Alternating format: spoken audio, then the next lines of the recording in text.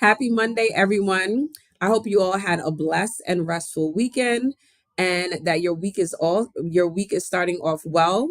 For those of you who have gone on our website, Black Friday, Cyber Monday sale and have made purchases, we want to say a huge thank you to all of you for your tremendous support. And listen, it's the holiday season. It's time where people are giving gifts. So please don't forget to log on to serenitynailpolish.com and purchase your polish today. Or you can also find our entrepreneurship one-on-one book, our ebook that you can download with you. You can take it on the train when you have some downtime. Purchase that book as well. For those of you that want to get started with your business, entrepreneurship, questions that you might have asked or curious about, check out our website and you can purchase it there. I am super excited because we have a special guest today, someone that has been following us for some time now, and their Instagram page has captured our eyes as well. For those of you who have heard of this organization before through Everly's Eyes, live with us today, we do have Tameka. We have Tameka Simmons with us, and their mission is to serve families with children who are on rare disease journeys. Their nonprofit organization is dedicated to providing support, resources, and care to these families while helping them navigate the challenges they face with strength and resilience. And their core belief is that no family should have to face these difficult journeys alone. Please help me welcome Tameka Simmons. Hi, Tameka. Welcome, welcome, welcome. I'm going to have you start by introducing your name, tell us a little bit about yourself, and how you got started with Through Everly's Eyes.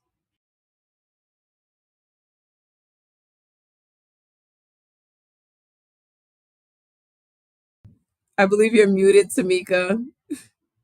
Yes. There Okay. you All right. I'm Tameka.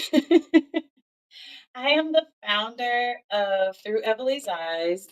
Um, I am the mother of three beautiful girls. And like she said, the mission is to serve families that have children who have rare diseases. And our mission was born from lived experiences. So not necessarily a strategic start, but um, I I didn't necessarily sit down one day and decide that I wanted to start this business. It really started with my daughter's rare disease journey. My middle daughter, Emily, the organization is named after her, and it just started through her journey and just going through a lot of the fear and the medical trauma and the unanswered questions, the isolation, all the things that I didn't know that I personally had until I had no choice but to find it. So, as we continue to navigate the world of rare disease and caregiving and all the things that comes with having a child that has medical complexities and disabilities, I realized something that was terribly heartbreaking. And that was the fact that so many families that were just like mine were living the same reality, but they were suffering in silence. And that is how Through Emily's Eyes were born. Wow, Tameka, thank you so much for that introduction and for telling us more about Through Everly's Eyes. I know that when I go on your website, I see that you all were on Fox News. Are we Yes. able to play that video now? Are we able to play it? Yes, I can share Yes. my screen. Okay, Yes. Absolutely. Thank you. no problem. Can everyone see my screen okay? Yes? Okay, here we go.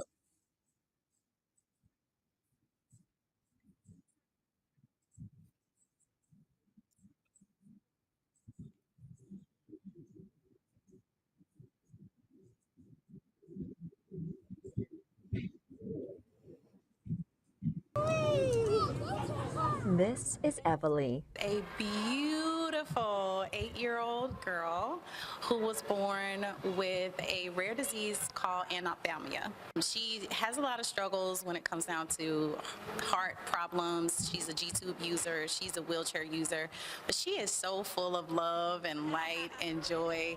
Everly was born without eyes, an absence of a sense that has never deterred her sense of bliss. I think personally that that's really cool. I think being different is awesome. Luna also says that being Everly's big sister is Awesome, and I love it, but it can be hard sometimes. hard because Everly can't always go to the same places other kids can due to being immune compromised. But on Monday, Everly got the chance to play with other kids, like 2-year-old Eliana. This is her first time at the Children's Museum. With her being medically complex and immunocompromised, we have to work to keep her safe as she can't handle illnesses like other children can. Tameka Simmons knows all too well how hard and isolating the journey can be when kids are medically complex. That's why she started the organization Through Everly's Eyes. We really wanted to give an opportunity for families to be able to have these sort of more typical, more normal experiences, but safely. The Children's Museum is beloved by families all across the upstate. But for some parents with immunocompromised kids, it's a place they never thought they could take them to, until now. The Immunity Play Circle program is a program that is designed for all of our children on rare medical journeys, oftentimes have immune compromised systems. Before families come in, staff fully sanitize and deep clean the Children's Museum. Masks are also available, and the number of kids who attend is capped. This is an opportunity where he can come out and experience some normal things in a safe environment, and we don't have to really worry about him encountering germs that could potentially make him sick and put him in the hospital. 3-year-old Benji, who's living with a heart defect, getting to celebrate a big step in his journey with friends. We are going to celebrate Benji's to-be graduation, you guys. This button is no longer in his tummy. He is very excited about it. What happened today? I got my cheesy bell. 2-year-old Ezra. He has Nicholas-Beratzer syndrome. It is an alteration of a chromosome, well, of a gene within the 9th chromosome. Also able to have fun in the Immunity Play Circle. He loves to run, so everything is just like a giant playground for them. Besides providing playtime opportunities for kids, the program is a chance for families to find support. I would love to connect with people, especially people that have siblings like Everly, because they understand what I'm going through. When you first receive the diagnosis, it is hard. It rocks your entire world.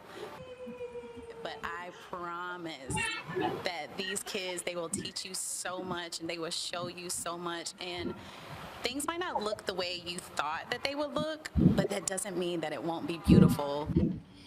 Alexa Urbach, Fox Carolina News. All right.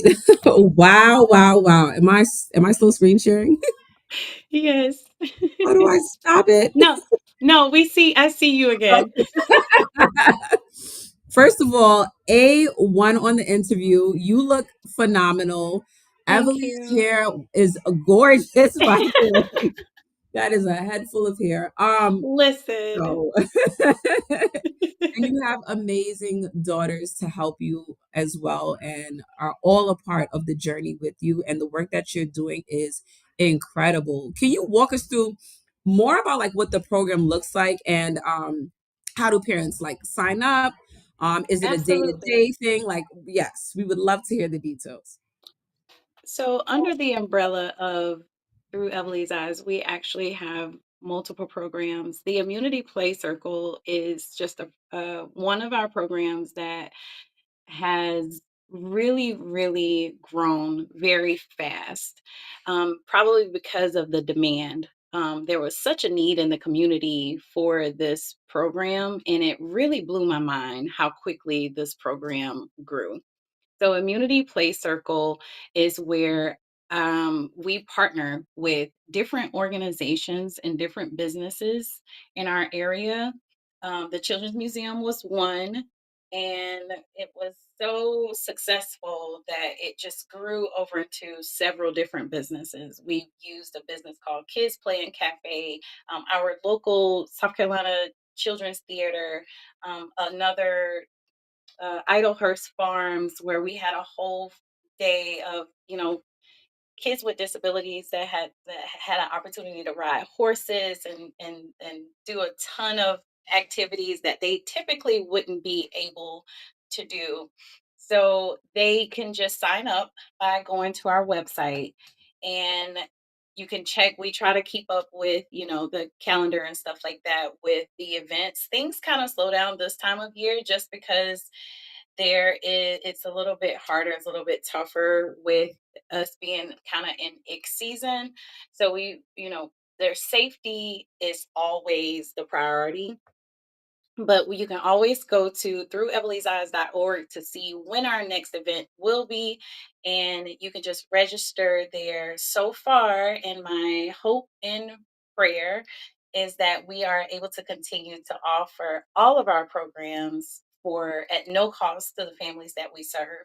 We've been able to do that so far with the help of amazing, community and supporters and sponsors. I share as much and as often as I can, because I'm also living this journey as well. So sometimes, I have to also be able to set that boundary with myself as well. But if I can use our story and our experience to create support, to create community, to create resources for families that look just like ours, to create these amazing experiences. Rewatching that video reminded me of that was Eliana's first time ever going to the Children's Museum. And I remember how emotional her mom was when we were there that day, because this was something that she didn't think was realistic for her child. And I can't take full credit for the idea of Immunity Play Circle. I will say that Immunity Play Circle, like everything that we do, is built from a need.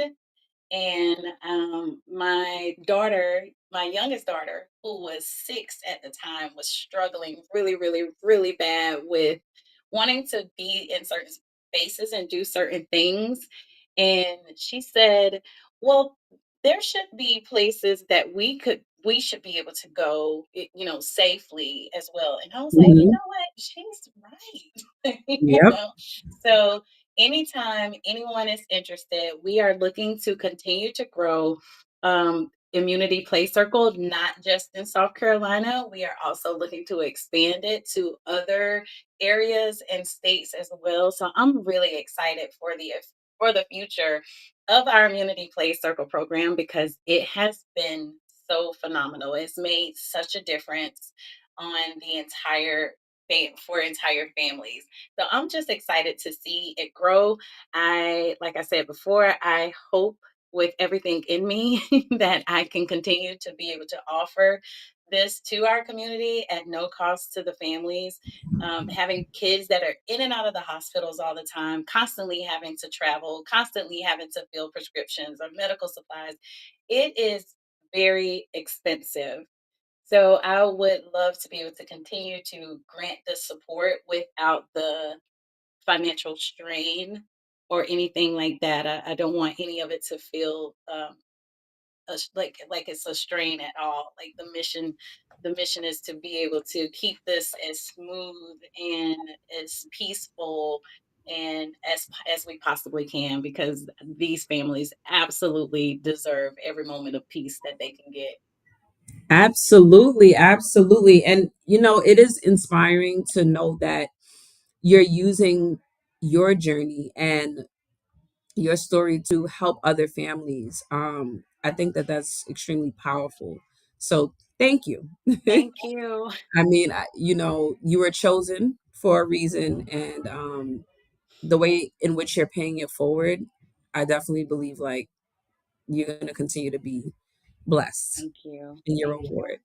Um, I was gonna ask when how was the vision when you first started out evolved from what you originally imagined in your mind? Okay, so full transparency here. When this started, this was advocacy and awareness. And as a homeschool mom, we take advantage of certain things in our communities, like our local parks and like our local libraries. And being in those spaces, but not being able to be in all the way, like in the space with Everly, it just it didn't sit well with me. So one of the spaces was the libraries. And as you know, I shared in the video, Everly was born with a very rare disease called anophthalmia, meaning that she was born without both her eyes. So she's completely blind. And to take your kids to a library and to have to bring things with us so that she could be included, it just didn't feel right. And also the area that we live in the upstate in South Carolina, we have the only school for the blind in the entire state in the upstate here. So people around us uproot their entire lives to come here. So, it just didn't make sense for the local libraries to not have access to Braille books. So it started out like that. It started like me pushing local government to make things accessible, Braille and sensory items, and now here we are, all these years later.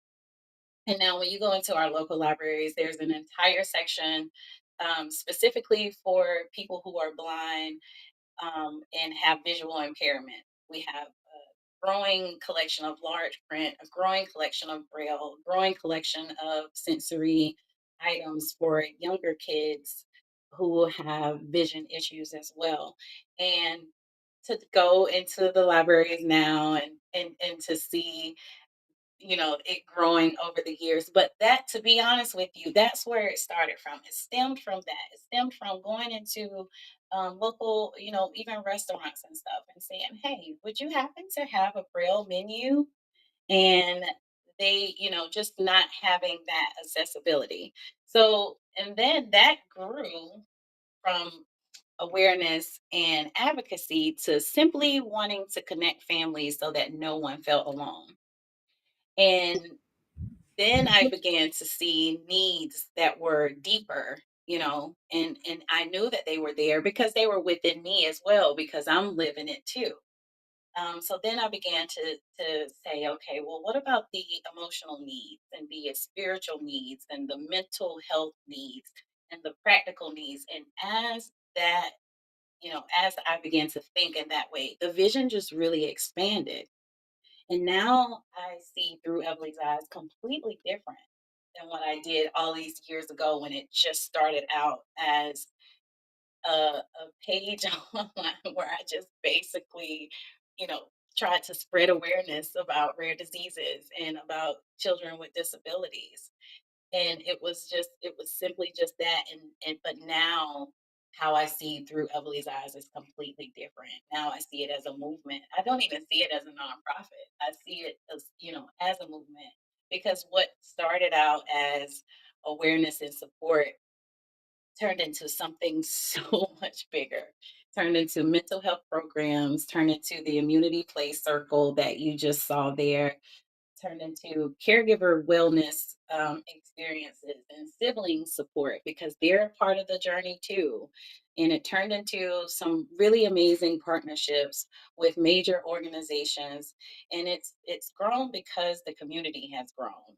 And honestly, every day that I get to be Emily's mom, she teach me new ways to serve every single day. Every day that I am her caregiver, every day that I am her mother, every day that I am her advocate, every day that I am her voice, she teaches me new ways to continue to serve my community.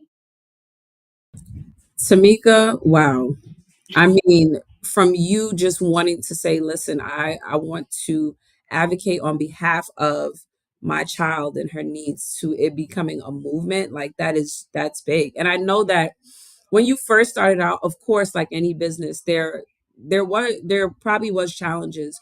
What would you say some of your biggest challenges were that you faced, and how did you overcome them? And it could be current as well. Yeah. Um, Okay. Learning everything as I went. That was and still mhm, is the biggest challenge. Again, full-time caregiver, mom, homeschool teacher, juggling therapies, schedules, hospitals, hospital appointments, and now I'm also building a business in the process. First of all, I felt like a crazy person. I had no like business background. My background was in caregiving and nursing and stuff like that. So no business background, no nonprofit roadmap. I had no playbook. I often felt stretched, like so thin that there were moments where it was really hard to believe that I could truly carry all of it. But I guess I overcame that the same way that I continue to overcome in the journey and survive the journey with Evely. It took a lot of faith and a lot of community, late nights, early mornings, just to and a determination, that Emily's story deserved a bigger platform, like a platform that was bigger than me. And I just felt like it was there was so much purpose that was behind it all. Every obstacle became a lesson. You know, um you need to figure out how to make this, profitable. So I self-taught taught myself grant writing, taught myself um, all of these different avenues and ways, whether it was brand deals or anything like that. Just really everything has really been like self taught, and just, take your time and just kind of remembering that it's a marathon, just, one thing at a time, one step at a time, and just keep going. I think the biggest thing to overcome all of those challenges is to remembering the why. Remembering why this even started in the first place. Why I do this in the first place. And, every no, became a redirection. Every fear just kind of fueled the mission a bit. And I just, look at my kids, and every single day I am reminded when I see them, when I see Emily, when I see her sisters, I'm reminded of why I started doing this in the first place. And I think that that's really helped me with overcoming all of the challenges that's come with building a business.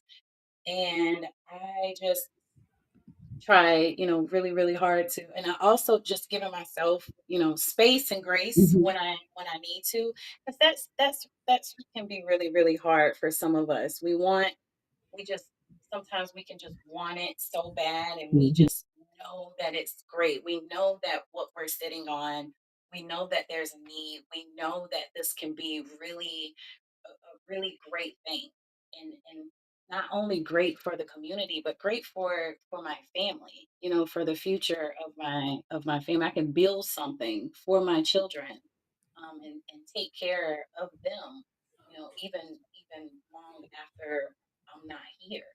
So I think just keeping all of that in the forefront really helps, you know, kind of push through those growing pains. Because this isn't, I'll be completely honest with you, this isn't where I thought I would be.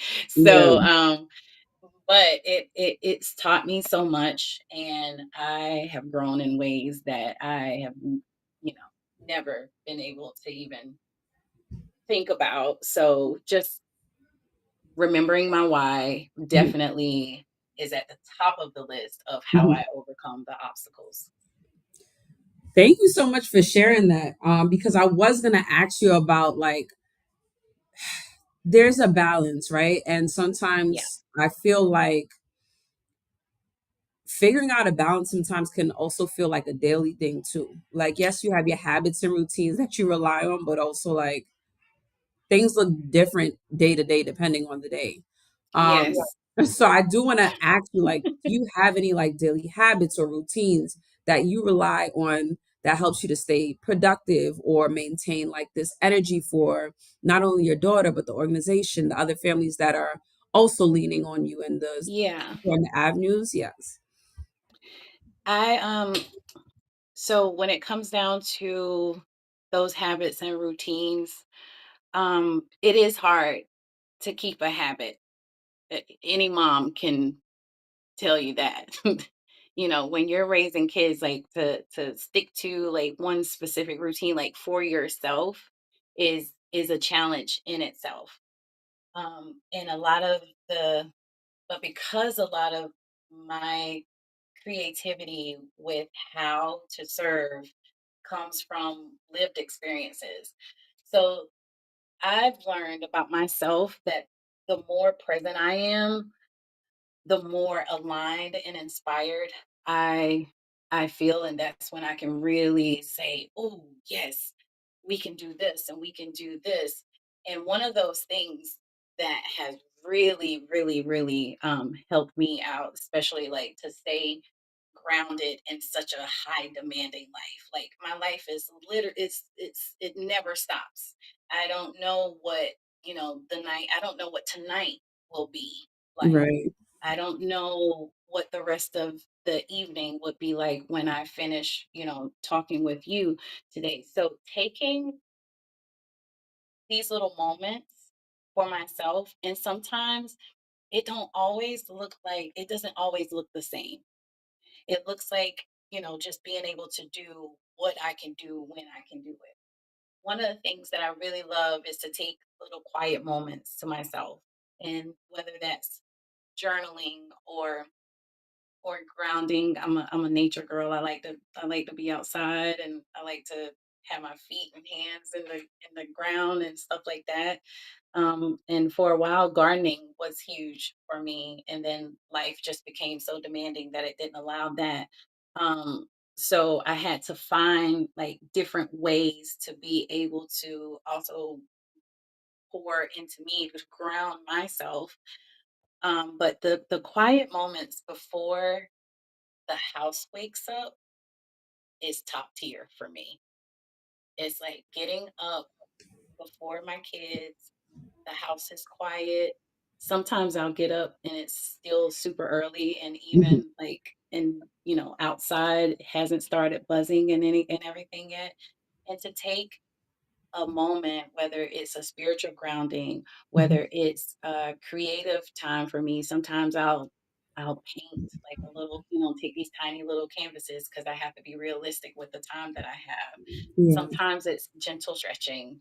Some sometimes, it's planning, things around, my kids' needs. I might know, okay, well, my daughter is a G-tube user. So I might say, Mhm. okay, well, she'll be on her G-tube around this time. And, this would be a good time for me to just be still for a minute and just to breathe. But the quiet, I would say the biggest like regular habit that I've tried to take for myself is those quiet mornings. There is nothing like just kind of getting to start your day with yourself. And it's just been like being able to check in with myself instead of just because a lot of mornings I'm jumping up and jumping right into whatever machine is beeping or whatever is going on, and don't really have that moment to like connect with Tameka. And so just being able to um do that for myself, it's made such a beautiful difference in how things flow. And then I can say, okay, this is like I said, staying connected to that why. This is why. This is why. This is why. I think Yes. that's been a really key factor for me. I don't know what it might look like, but just being intentional about taking a moment to myself. I was gonna ask about your support system because I know that Okay. you're supporting, your children and other families in the process, and it's not easy. It's not easy. So I was gonna ask, because there are some mornings where you could be very intentional about having that time in the mornings. And I'm talking just even about myself right now, where it's like you set out to do something and I really needed this time, but then the alarm went off like a little bit later. I was just really exhausted this morning. And now I don't have this time and now I feel frazzled. And it's like a trickle down effect. And I'm like, how do I get myself back in a place of like, everything's gonna be okay. Start off a Yeah. little shaky. And Yeah. so just even how do you bring yourself back, but also too, like, what does your support system look like? I have a beautiful group of friends who has become family. One of the things that is really major in the world of caregiving on any level, whether it's caregiving for a child, whether it's caregiving for a parent or a loved one, is isolation. It is so isolating. It can be extremely lonely, because people they don't understand. You have to say no a lot more, way more than you say yes.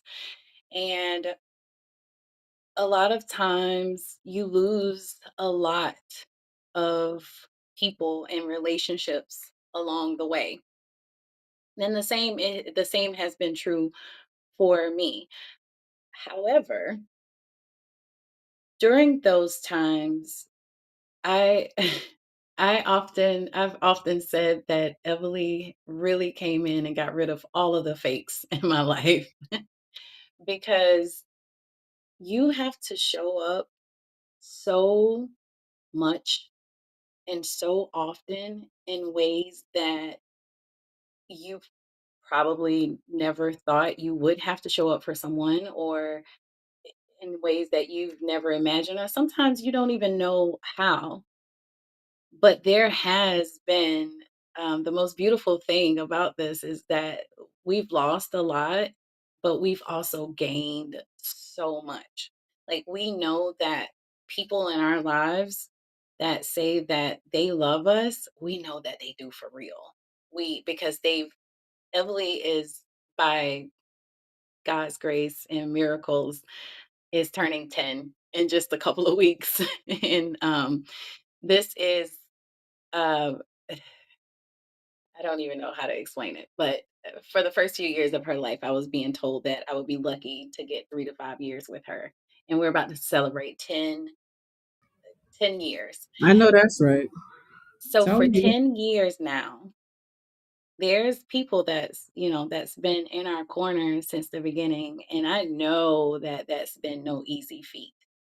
But you know that people in your life that stick with you throughout something so heavy and so hard and so unfair, and so, all of these things is so up and down. It's a lot. But there has been people in our lives that have said, "Hey, we're in this with you."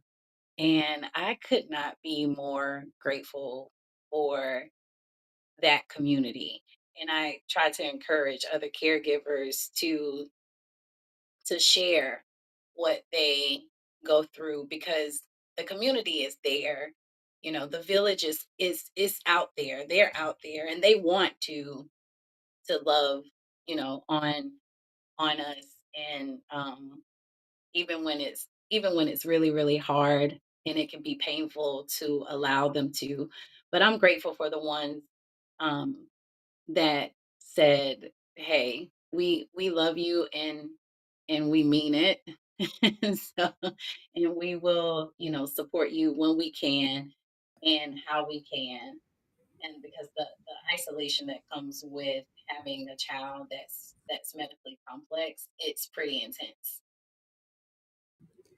Yes. And even with the support that you have found and the village that you have found, thank God that you found like people in your life that is offering that level of support, and you're doing an incredible job. Like the love and the care that you're giving your kids on a daily is very obvious, and I really do admire, your strength and your patience, because like I said, it's not easy. And I know, there's days where you feel stretched thin. But thank you for all that you're doing for yourself and for your kids. And I hope and I pray that you continue to find that that space for yourself that Thank you you. need, because we do need it. Like our cup cannot be half full, or it can't be empty, right? Like we need something so Right. that we could continue to pour into our children and to other people as well. So you're doing a phenomenal job. And I know Thank you. sometimes things can feel like low, but I do want to know, like, what do you consider your proudest moment so far Mm. with your movement? I can't even say organization anymore. The powerful word of movement. So now I have to call it exactly what it is. I have to give it Yeah. the rightful title. What would you say your proudest moment is so far? That clip you showed at the beginning of our conversation, that it's I never really know how to fully express what I feel inside when I'm at our events and I kind of like step back and just kind of observe and take everything in. Seeing medically fragile children and their families enjoying a space that is safe, that is inclusive, that is filled with joy rather than fear, it really changed me. It really, really did. And I'm the most proud that these families trust me with that, because it's literally dangerous for our kids to be in certain spaces. I can remember several years ago, um, I can't remember, maybe it was a grocery store run or something like that. But we were in a public space, and someone that had the common cold came into contact with my daughter. And it doesn't sound like a lot or something that's drastic, but my daughter being in contact with someone that had a common cold led to her being in the hospital on a breathing machine. And that is so scary. And I understand the fear that comes with having your complex child in certain spaces. So the fact that families trust me with their babies, they show up, they share their hearts and soul. They allow they allow me to walk this journey with them.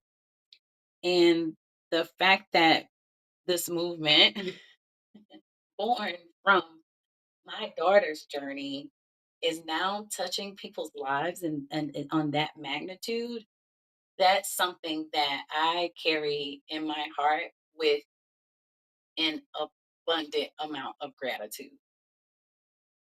Like I just that's what I'm the most proud of. I'm proud that they trust me with their babies, because they I see them and I see my daughter, and I Hmm. feel like they see that or they feel that, Hmm. and I'm really proud. I'm really proud of that. That's amazing. I understand what you're saying about like when someone comes into contact, because my daughter's friend, she also has, it's not as sensitive, but it's sensitive more than I would say the average child when it comes Mhm. to her immune system. So it's same thing. Like she's around somebody that has a cold, I'm like, oh my God, because your child's going to run around, they're going to cough a little bit, and they're going to be fine. I can either go to the hospital, it could be a long night. Like it's a lot for me. And I feel like it's one of those things where sometimes people don't get it unless like they're They don't. experiencing it. I'm like, it's not a big deal for you. Like, I ain't trying to keep her in the bubble, but also like I know the aftermath of what I'll have to deal with Exactly. when And it you comes said to something that was really important, that Mhm. most people don't get it until Yeah. they live it, which is why we lose so many people Mhm. on the way, because you have people that don't understand, like, eh, I I can't come to your Right. Thanksgiving dinner or your Mhm. Christmas party, or because Mhm.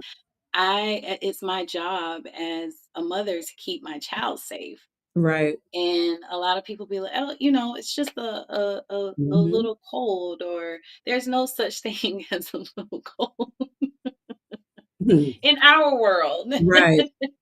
In our Right. world, there's no such thing. So, and a lot of people don't understand the magnitude of that, which is why it becomes dangerous to have our kids out. So, yeah, thank you Yes. for saying that. No, no problem. I mean, last this was actually earlier this year.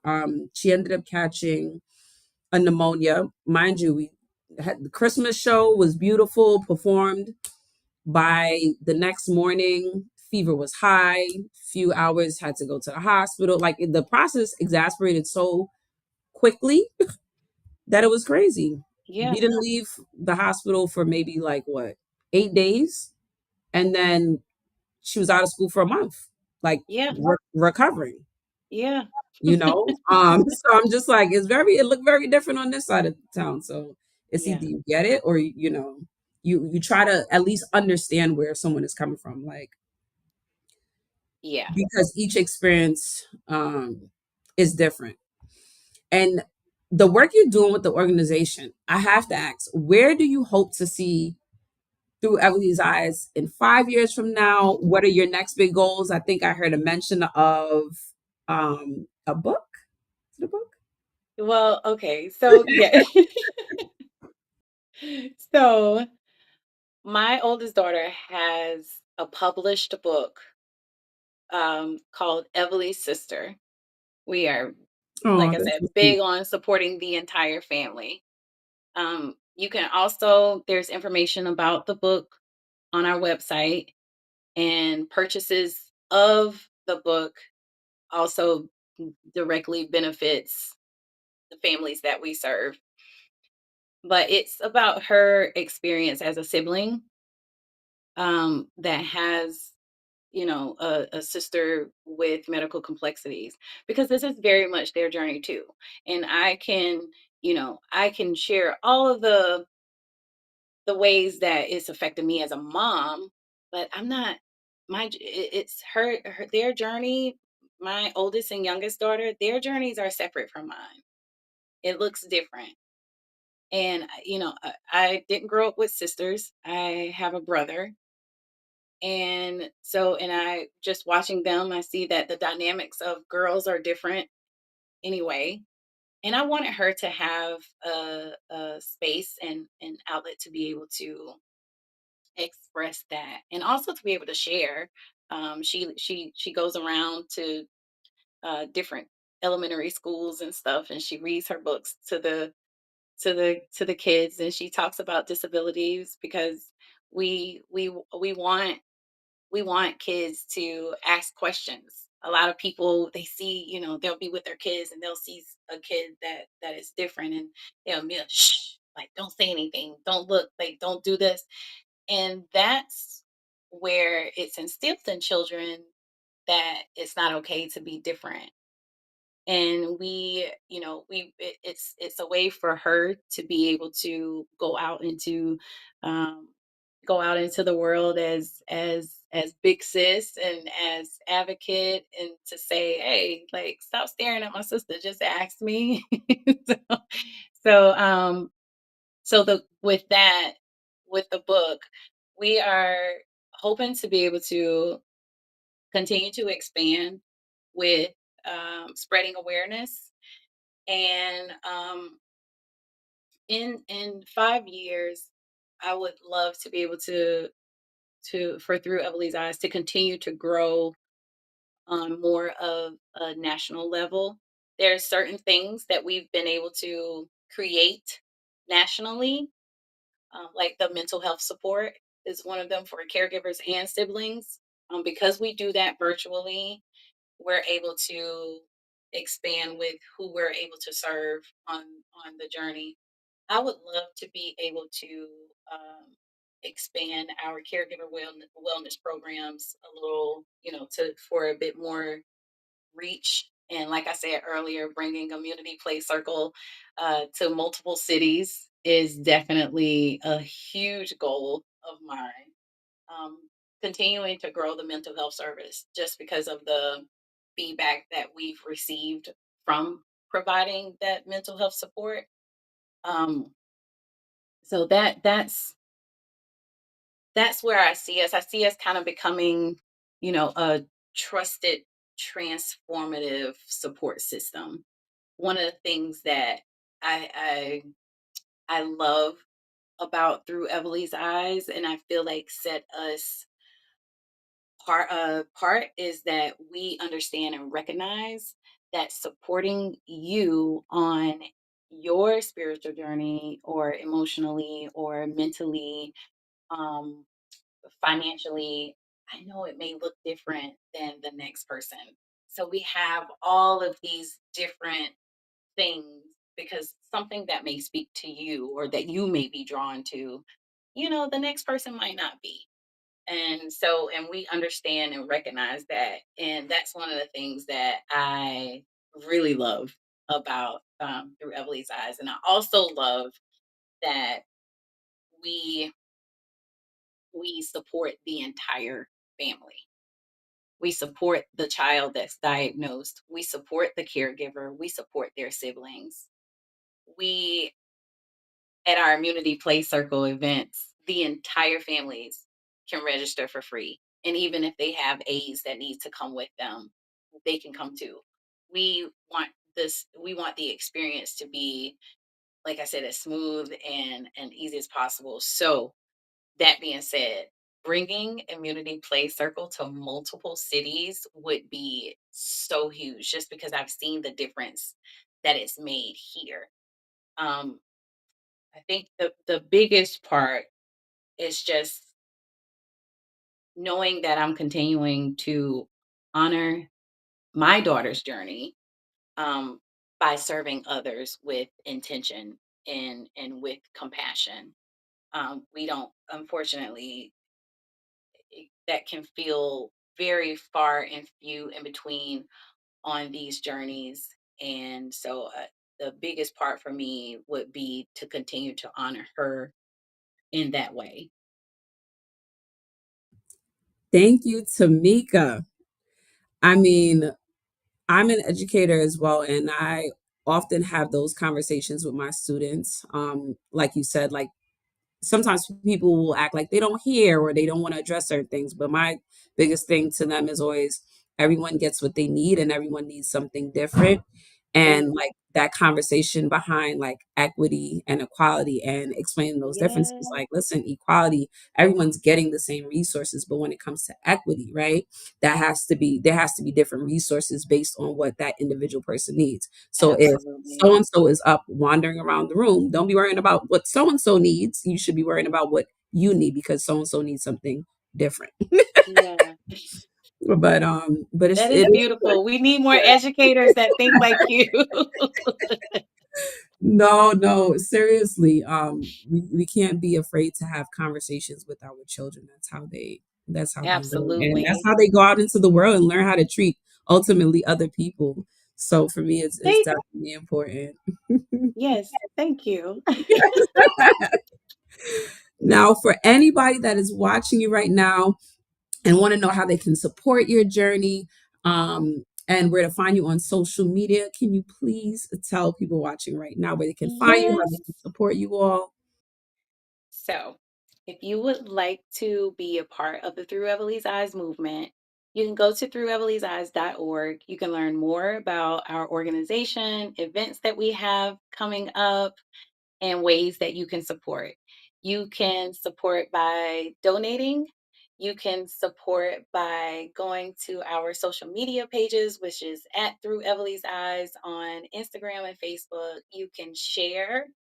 Um, you can share Through Emily's Eyes with your followers and encourage them to also, donate or share. Or you could also message me about ways that you can volunteer, whether it is something, a service or anything like that that you offer a time. We are so grateful for any and every bit of support that we receive, for our growing, very, very, very much growing business. We're so excited about the future. We're excited about, advocacy. If you are someone who teaches, anything that comes along with the journey, whether it's volunteering to share more information about things like IEPs, and any way that you think or would love to pour into our business, just reach out to us through our website, through evelyseyes.org, and we will be happy to discuss how we can grow together. You heard it live, ladies and gentlemen. Okay, make sure you are following and you are supporting Through Everly's Eyes. Tameka, you are phenomenal.